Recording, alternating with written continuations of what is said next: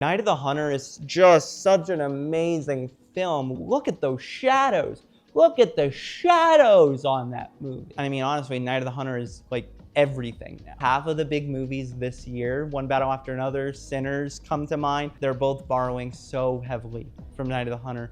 It isn't even funny. It was just so ahead of its time, and I think that's why it had a troubled time in its run. United Artists had no idea how to market the film because it just didn't fit into any traditional genre boxes. So I want to blame United Artists. But I feel like when people talk about Night of the Hunter, they're often just talking about it under the context of it being a commercial failure, a critical misfire, and then it became like a cult hit, something that we look back on as a classic. Why didn't Charlie Laughton make a follow-up? And a lot of people attribute that to maybe a feeling of shame or embarrassment. Because it was a flop, Charles Laughton didn't want to try to make another film again. Although I don't think we have the full story on it, we don't have the full information, I feel like that isn't necessarily true, because it is known that he wanted to make Naked and the Dead, an adaptation of the Norman Mailer novel. A lot of the same cast and crew was supposed to transpose into that movie. Robert Mitchum as the star, Walter Schumann as the composer, and when Night of the Hunter did so poorly, RKO pulled the plug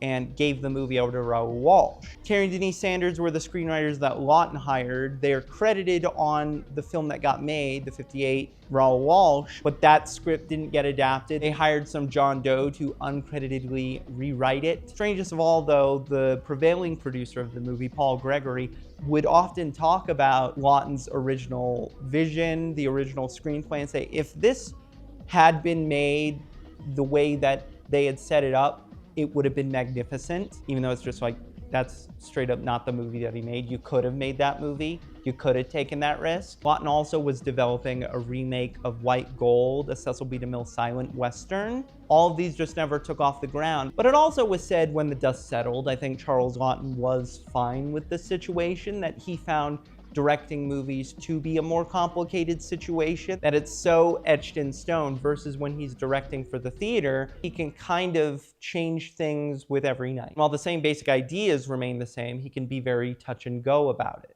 The George Lucas way, if you will.